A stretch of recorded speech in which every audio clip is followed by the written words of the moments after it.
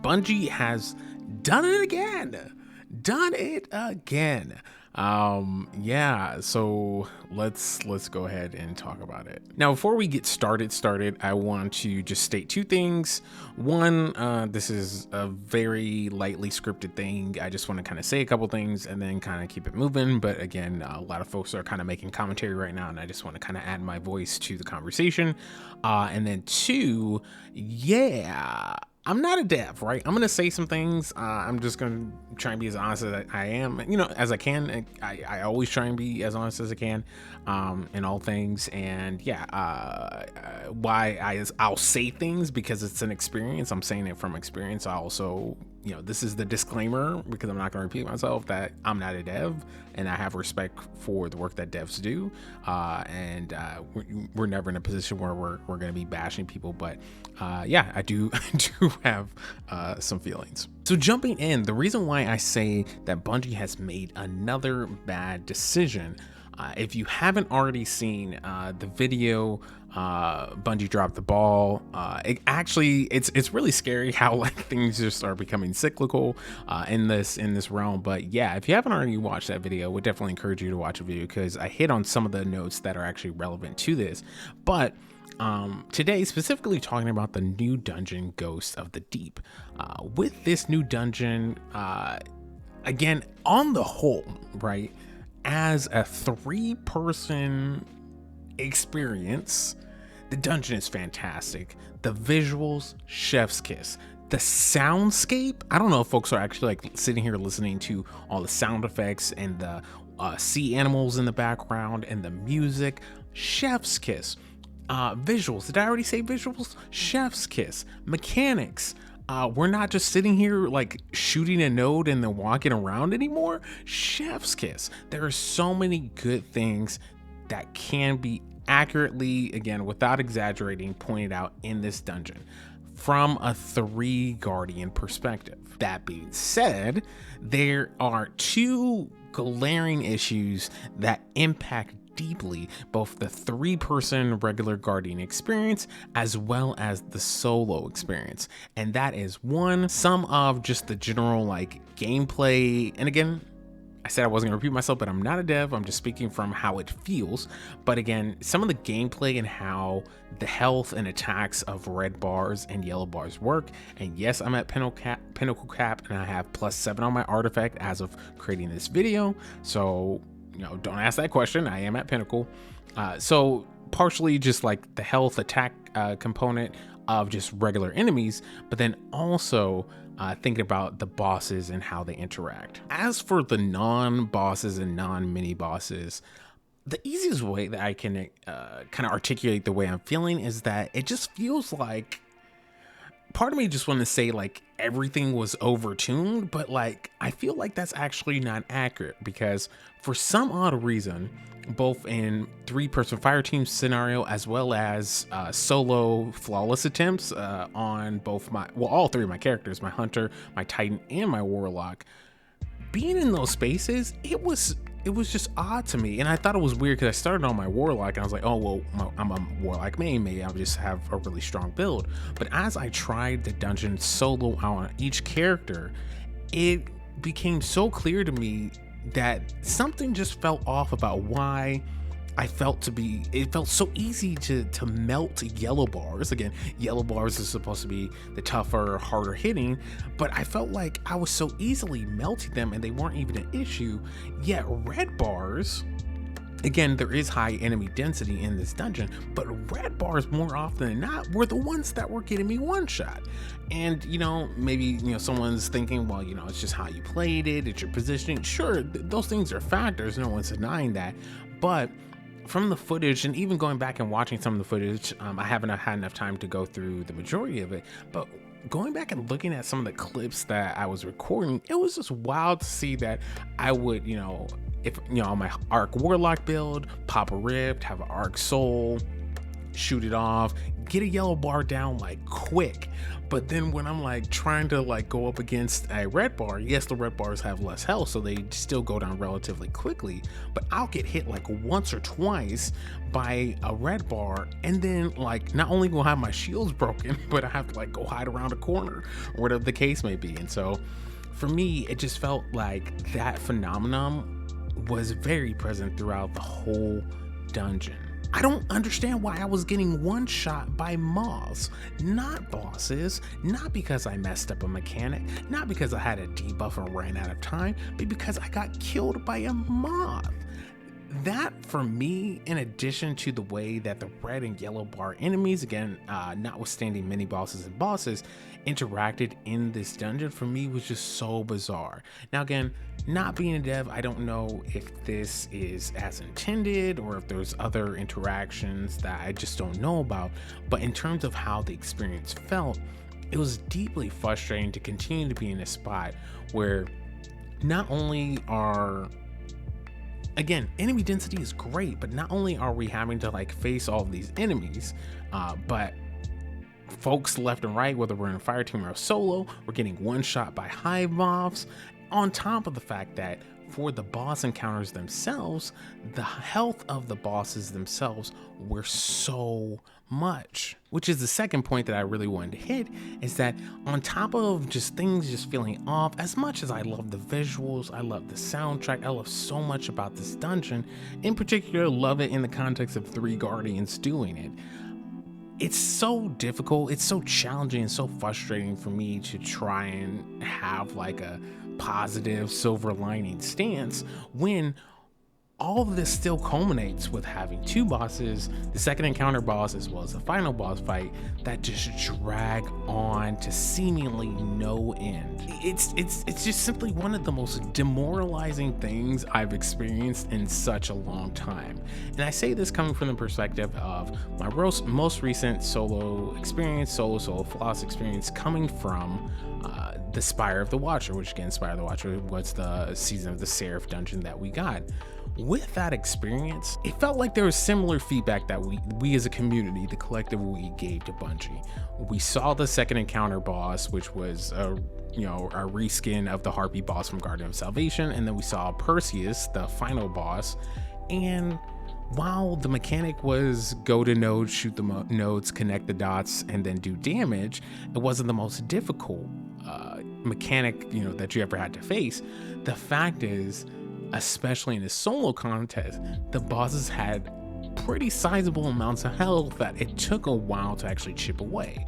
Now, eventually, with certain mods, including the artifact mods, having to optimize builds, are people, super crack gamers, 1-phasing it, sure. Really skilled gamers, 3-phasing it, sure. Maybe the average gamer doing it solo, even to this day, is probably at least 4 or 5-phasing it. The fact is, it balanced out because the mechanics from Spire were simple enough that even though you had to do multiple damage phases, again for both the second and the last encounter bosses, it balanced it out, right? Because it's not like you're doing something overly complex. There's a lot of forgiveness, and you're able to take your time, pace yourself, and also there's a lot of ways to cover, there's a lot of good ways to be able to do a very simple mechanic and then chip away at boss damage. So those fights, to me, were like appropriate fights for a solo experience because, right, it was very much about an endurance fight. It was very much about a war of attrition and just how much you can stay disciplined to actually finish the fight. We gave the feedback to Bungie as a community, again the collective we, saying that, hey, yeah, we get it, Bungie, also, maybe, not as much health, because again, there's this kind of creeping happening between the Spire boss having a lot of health and, again, dungeons, especially trying to dungeon, those are considered like in-game activities.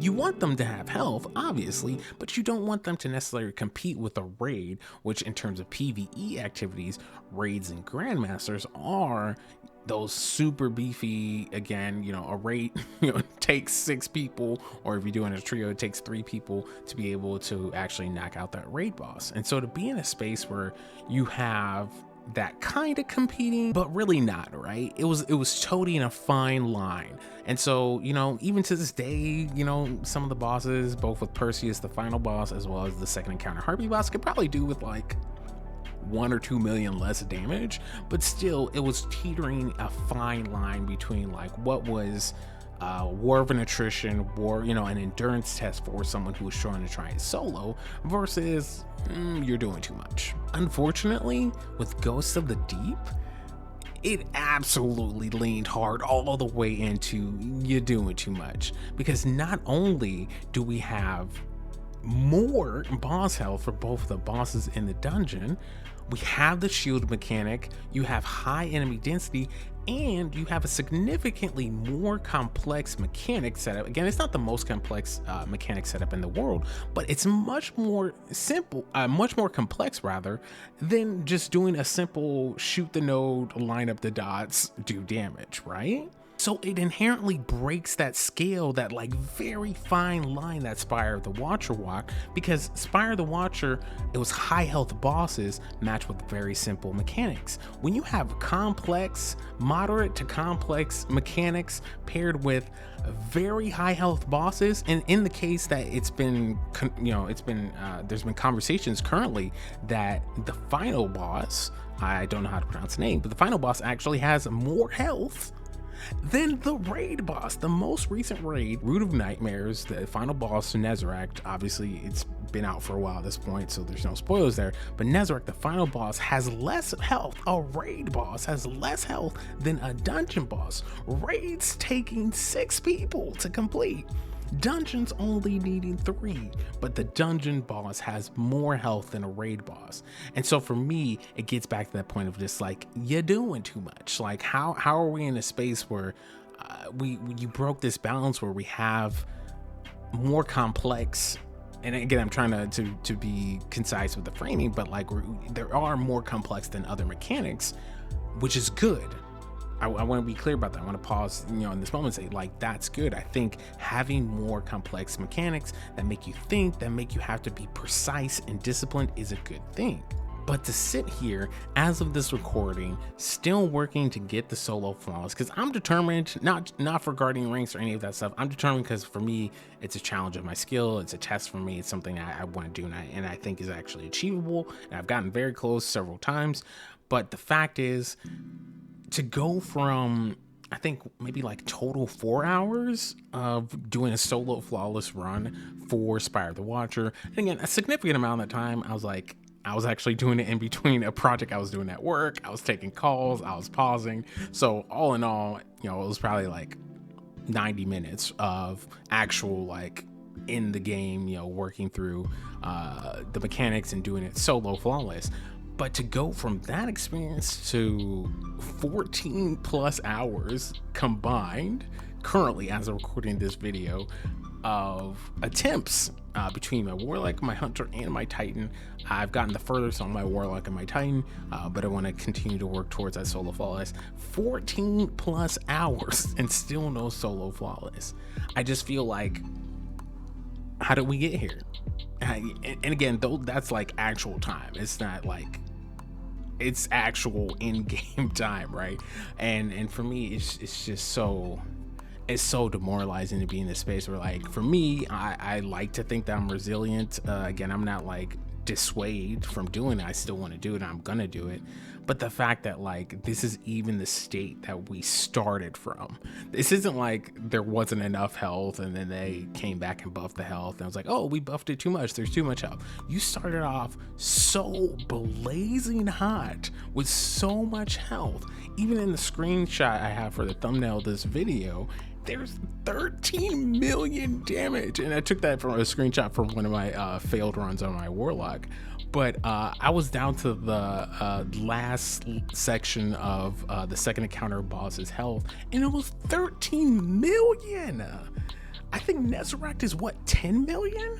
So I wasn't even finished killing the boss. Obviously there's not like after game screen, so you don't know all the things, but to know that I was almost about to finish the boss except for messing up one of the mechanics on the second encounter on one of my attempts on my Warlock, 13 million plus damage on a second encounter, not even the final boss. I don't even know how much damage, the total damage the final boss had, but a second encounter boss, 13 million, and that's not the full amount of the health on a dungeon. Not a raid, a dungeon.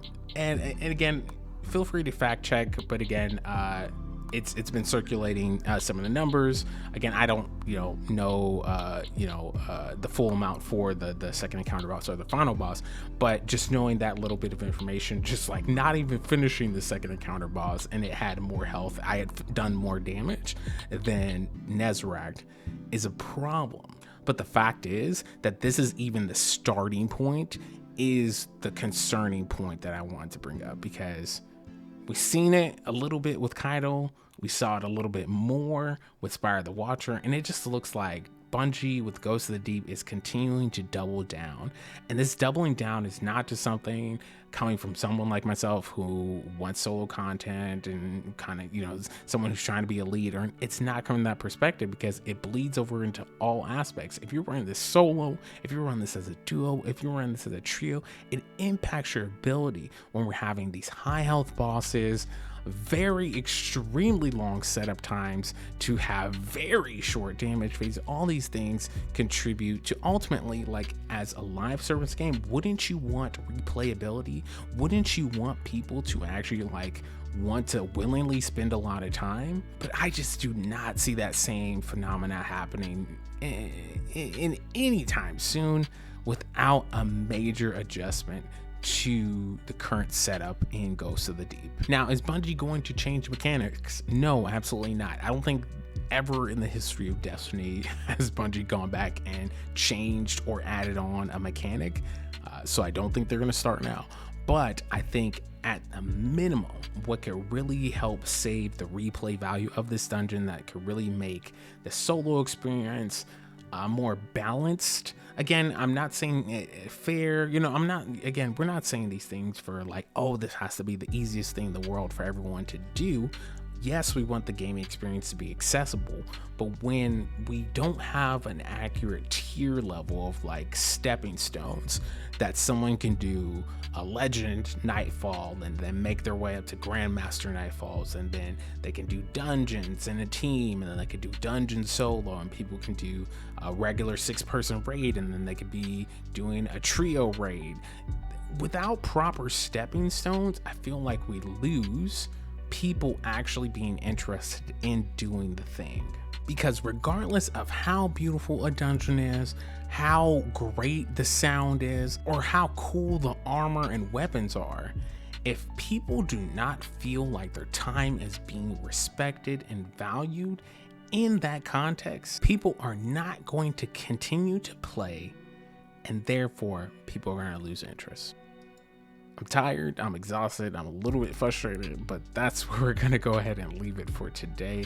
Let me know what you think in the comments. Am I just bananas here, or are you one of the other folks kind of with this kind of crew of folks who really feel like something in the balance is off? Again, I'm not telling Bungie how to make their game, but again, as a feeling, as an experience, it feels bad. Just let me know in the comments what you think, and looking forward to seeing you all Starside, and we'll game another day. Peace.